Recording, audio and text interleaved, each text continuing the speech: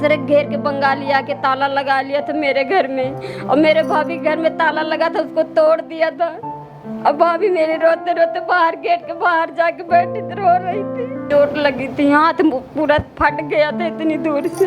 कि एफआईआर में किस तरह बनावटी बातों को रखा गया है। जो पीड़ित हैं असल में उन्हीं के परिवार को, ये महिला के हस्बैंड को और महिला के भाई को 307 के तहत मुकदमा दर्ज करके जेल भेज दिया गया। रामराज के बकायदा सिर में 6 टांके लगे हैं, घुटने पूरी तरह से टूट चुके हैं। बकायदा इन लोगों को मार भी लगा और इन्हीं के परिवार वालों को जेल भी भेजा गया। इनको फेंका है, इनके बॉडी को अगर अब मैं दिखा नहीं सकता, इनके बॉडी पे पूरी चोट लगी है। बकायदा महिला को 24 घंटे से ज्यादा थाने में बिठा के रखा जाता है।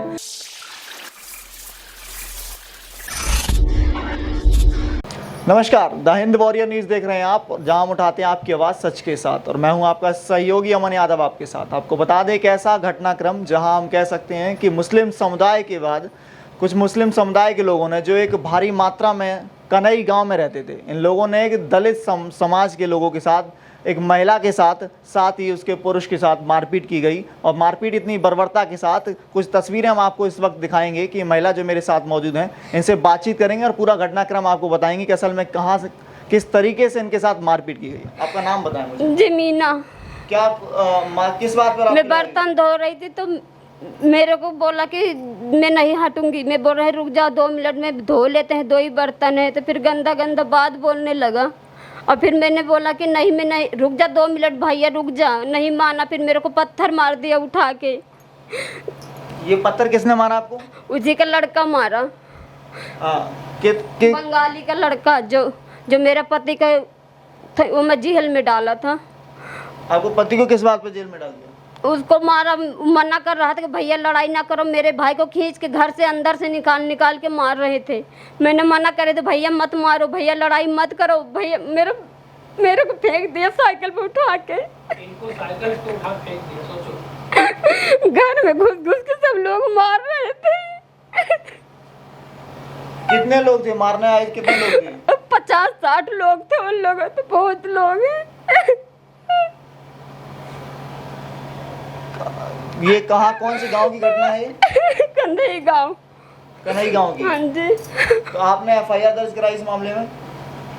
जी। पुलिस वालों की तरफ से कोई आश्वासन मिला आपको? नहीं मिला, कुछ नहीं मिला। मेरे को ले जाके बंद कर दिया था थाने में। 2 बजे रात को निकाला, फिर 9 बजे फिर बुला लिया था साथ में।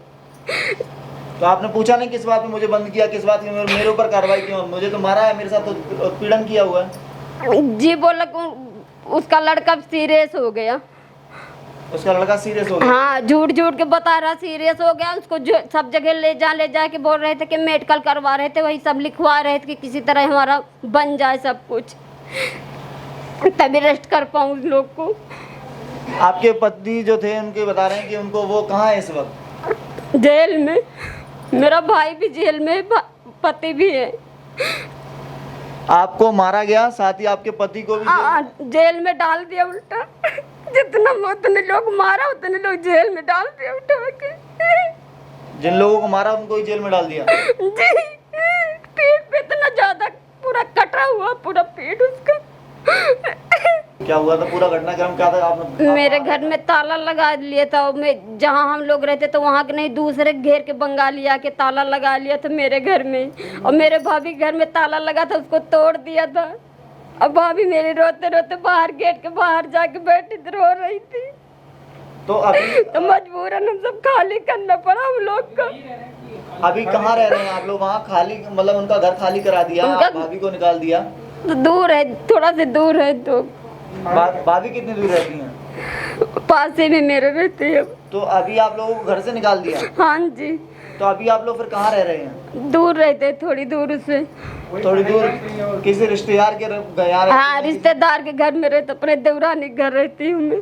देवरानी घर रहने को मजबूर हैं? हाँ जी, कोई नहीं है। घटना होने के बाद आप वहाँ से निकल गए थे। हाँ, घटना होने के बाद जब आप वहाँ से निकल गए हैं तो अभी वापस वहाँ पहुँचे, रहने नहीं दिया जा रहा? क्या वहाँ का माहौल कैसा है? नहीं, वहाँ हम लोग भगा दिया था कि यहाँ मत रहो, यहाँ से खाली कर दो घर वर।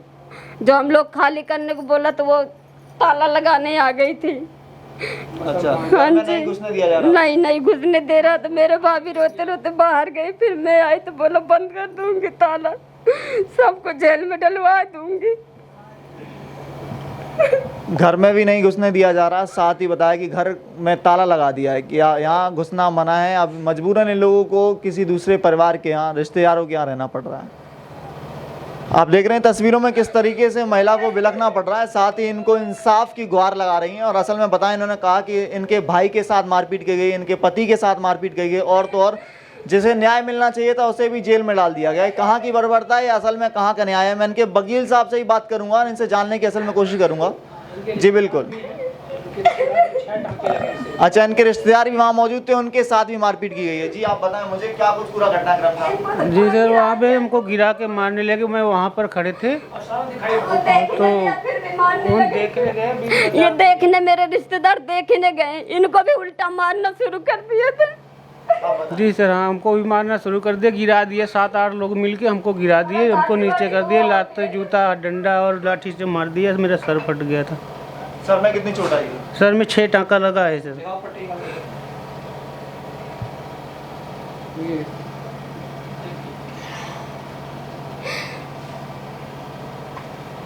जी इनका ये आपको दिखाना चाहूँगा मैं तस्वीरों में किस तरीके से इनके साथ मारपीट की गई है। इनका पूरा इनका जो आप देखिए इस तस्वीरों में इनके साथ जो है साफ तस्वीरें आप देखिए किस तरीके से हॉस्पिटल की तस्वीरें थी जहाँ पर इनको इलाज के दौरान ये तस्वीरें इनकी ली गई थी। आप सब तस्वीरों में देख सकते हैं किस तरीके से इनके साथ भी मारपीट की गई है। असल में ये परिवार किस तरीके से मजबूर है। इनका गुनाह क्या है कि ये दलित थे, या फिर इनका गुनाह क्या था, ये अकेले में कुछ समूह इनका छोटा था। वो परिवार जिसकी मैं बात कर रहा हूँ वहाँ बताया जा रहा है कन्हई गांव में इन लोगों ने बताया मुझे कि वहाँ पर 300 से 400 परिवार रहते हैं और ये सिर्फ 3 परिवार वहाँ पर रहते हैं, जिस वजह से बहुमत में होने के कारण इस दलित समुदाय के लोगों को कुछ इस तरीके से बर्बरता के साथ मारपीट की गई है। मुस्लिम समुदाय के लोगों के लिए असल में आवाज़ उठाना है। उनकी खिलाफत में जो कहा गया है कि उनके लड़के के साथ मारपीट की गई है और जिस वजह से उसको भी चोट आई है, तो इस आधार को उसको संज्ञान बनाने के बाद पुलिस महकमे में भी इनके पति को साथ ही इनके भाई को जेल में डाल दिया गया है। मैं इनके वकील साहब जो यहाँ पर मौजूद हैं इनसे ही बातचीत करूंगा और जानने की पूरी कोशिश करूंगा कि क्या कुछ पूरा घटनाक्रम था। जी आपका शुभ नाम? हाँ जी, एडवोकेट शशि। सर क्या कुछ पूरा मामला था, घटनाक्रम एक बार हमें बताएं। एक्चुअली ये मामला है कि इन लोगों आपस में इन लोगों के साथ मारपीट हुई, दोनों पक्षों में जैसे भी जो भी मारपीट हुआ ये लोग गवाह वहाँ हैं। लेकिन जो इन लोगों को चोट लगने के बाद सिर फटा हुआ है, अगर उनके घुटनों को देखेंगे तो वो बाकायदा खड़ा नहीं हो पाते हैं अपने पैर पे, जिसका मैंने आपको तस्वीर भी दिखाया कि घुटने पूरी तरह से उनके जो हैं टूटे पड़े हैं, घुटना उनका, वो खड़े नहीं हो पाते हैं। बाकायदा इन लोगों को मार भी लगा और इन्हीं के परिवार वालों को जेल भी भेजा गया। जो मामला मेरे पास आया है, मामला यह है कि ये 3 परिवार हिंदू दलित परिवार रहते हैं कन्हई गांव में और 400 मुस्लिम परिवार वहाँ रहते हैं झुग्गियों में। और जो भी आपसी कलह इन लोगों के बीच हुआ होगा उसके बाद 400 परिवार इनके घर घुस गए, बाकायदा महिला को उठा करके फेंक दिया है, इनको फेंका है। इनके बॉडी को अगर अब मैं दिखा नहीं सकता, इनके बॉडी पे पूरी चोट लगी है। ये हाथ में कल तक इनका पट्टी, अभी भी पट्टी बंधा हुआ है हाथ में। ये भी पुलिस स्टेशन जाते हैं, सेक्टर 40 थाने में जाते हैं। सेक्टर 40 थाने में किसी तरह की कोई कार्रवाई नहीं होती। बाकायदा महिला को 24 घंटे से ज़्यादा थाने में बिठा के रखा जाता है, जो हमारे पास उसका वीडियो भी है। 24 घंटा से ज़्यादा महिला को बिठा करके रखा जाता है बिना किसी लेडी कांस्टेबल के, बिना किसी लेडी पुलिस के महिला को थाने में बिठा कर रखा जाता है। रामराज जो इस केस में जिनको दूसरा एक्यूज्ड बनाया गया है, रामराज के बाकायदा सिर में 6 टाँके लगे हैं, घुटने पूरी तरह से टूट चुके हैं। लेकिन इनकी बातों को अनसुना किया गया है, इनकी बातों पर बिना ध्यान दिए हुए एफआईआर दर्ज किया गया है। एफआईआर नंबर 245 में 307 का मुकदमा दर्ज करके जो पीड़ित हैं असल में उन्हीं के परिवार को, ये महिला के हस्बैंड को और महिला के भाई को 307 के तहत मुकदमा दर्ज करके जेल भेज दिया गया। जब इन्होंने अपना एफआईआर दर्ज कराना चाहा, अपना पक्ष रखना चाहा पुलिस वालों के सामने, पुलिस वाले ने इनकी एक नहीं सुनी है। बाकायदा इनके एक जानने वाले हैं कोई, उन्होंने जब जोर जबरदस्ती किया है तब एक छोटा सा कंप्लेन जो पुलिस वाले लेने को तैयार नहीं थे, लेकिन उनके जोर जबरदस्ती से ये कंप्लेन दर्ज किया गया है। इस कंप्लेन दर्ज होने के बाद इस कंप्लेन पे कोई कार्रवाई नहीं हुई। इसके बाद मैंने श्रीमान पुलिस आयुक्त साहब को एक आवेदन दिया इस विषय में, इस मामले में, लेकिन वहाँ से भी किसी तरह की कोई कार्रवाई नहीं हुई। बाकायदा हमने महिला आयोग को, SC/ST आयोग को, मानवाधिकार आयोग को, ये सारी चीज़ों का एक आवेदन बना करके मैंने भेजा है। अभी तक किसी तरह की कोई कार्रवाई नहीं हुई। जब ये लगभग 8 दिन बीत गए हैं तब जाकर के 156(3) के तहत मैं मुकदमा दर्ज कराने जा रहा हूँ, जिसमें आप इनकी ये बाकायदा मैंने इसमें फ़ोटोएँ लगा रखी हैं। FIR दर्ज जो हुआ है, आप एक बार देखें FIR को, आप थोड़ा सा जूम करके दिखाएं कि FIR में किस तरह बनावटी बातों को रखा गया है और एक पक्ष की बात को सुन करके दूसरे पक्ष जो पीड़ित परिवार रियल में जो सचमुच में पीड़ित हैं उनके साथ बर्बरता की गई है और उन्हीं के परिवार वालों को अरेस्ट करके जेल में डाल दिया गया है। इनके पक्ष में अभी कोई FIR दर्ज हुई नहीं जी, इनके पक्ष में आवेदन लेने को तैयार नहीं थे पुलिस वाले। ये तो हमने बाकायदा जबरदस्ती करके आवेदन दिलवाया है, लेकिन अभी तक कोई कार्रवाई नहीं हुई है। कितने लोग इनके साथ बताया कि जो जेल गए इनके भाई और पति, उनके साथ भी मारपीट की गई? कितने लोग थे? उनके पूरे पीठ में, बैक साइड में पूरी चोटें आई है, घुटने में चोटें हैं, पैर में, लेफ्ट पैर में चोटें हैं, लेकिन पुलिस ने सब कुछ अनदेखा करते हुए उनको उठा करके जेल में डाल दिया है। मेरे पति को तो सर में दोनों तरफ चोट लगी थी, हाथ पूरा फट गया था इतनी दूर से। मूल रूप से आप लोग कहाँ के रहने वाले हैं? प्रतापगढ़, यूपी के प्रतापगढ़ के रहने हाँ वाले। जी। चलिए, आप देख सकते हैं तस्वीरों में असल में किस तरीके से पूरे परिवार के साथ, बर्बरता के साथ, अब असल में ये पूरा परिवार जो है मानसिक प्रताड़ना से जूझ रहा है। आपको पूरी घटनाक्रम में हमने बताया कि किस तरीके से हालत बहुत ही ज़्यादा बेहाल है। मैं मुख्यमंत्री साहब से आह्वान करना चाहूँगा कि संज्ञान में लें अपने इस केस को। जिस तरीके से इस दलित परिवार के साथ इस वक्त कोई नहीं खड़ा है, ये मानसिक प्रताड़ना से जूझ रहा है, इनके साथ खड़े होने के लिए आज आप सभी लोगों की ज़रूरत है। सबसे पहले इस केस को संज्ञान में लेने की ज़रूरत है कि असल में न्याय किसको दिलाना चाहिए, जिसके खिलाफ आप FIR दर्ज करा रहे हैं। असल में उस पीड़ित परिवार के साथ किस तरीके से मारपीट की गई है। एक व्यक्ति जिसके साथ जिसकी पत्नी के साथ इस तरीके से मारपीट की गई कि उसे पकड़ के फेंका गया, दूर दूर तक फेंका गया, पूरे शरीर में छलनी कर दिया गया एक तरीके से मैं कहूँ तो, और साथ ही उस व्यक्ति को जेल जाना पड़ा। ये एक मजबूरन उसे जेल जाना पड़ा क्योंकि उसके खिलाफ ही FIR दर्ज करा दी गई। उसके रिश्तेदार जब वहाँ पहुँचते हैं रोकने के लिए, जब वो वहाँ पहुँचते हैं उनके साथ कुछ इस तरीके से मारपीट की गई कि उनके शरीर में भी, उनके सर पर 6 टाँके आए हैं। तो ये गनीमत यह रहेगी कि अगर कुछ ऐसा हो जाता तो शायद उनको और ज़्यादा चोट लग जाती।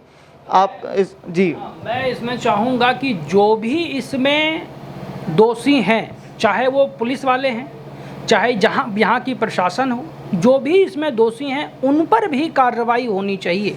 और ये इसमें 156(3) की कार्रवाई करने में जा रहा हूँ। आज ये फाइल हो जाएगा, 156(3) के तहत FIR दर्ज करवाऊँगा।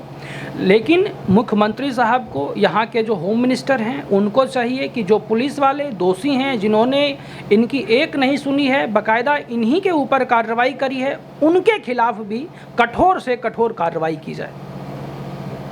सरकार से क्या मांगते हैं? नहीं, सरकार से देखिए, जो कानून है IPC CRPC में वो सभी के लिए बराबर है और न्याय सभी को मिलना चाहिए। अगर हम कम संख्या में हैं और आप ज़्यादा संख्या में हैं, आप हमारे ऊपर टूट पड़ते हैं, तो ये समानता का अधिकार नहीं है। आर्टिकल 14 जो हमें समानता का अधिकार देता है, वो समानता का अधिकार कहाँ है? वो तो फिर वायलेशन है आर्टिकल 14 का।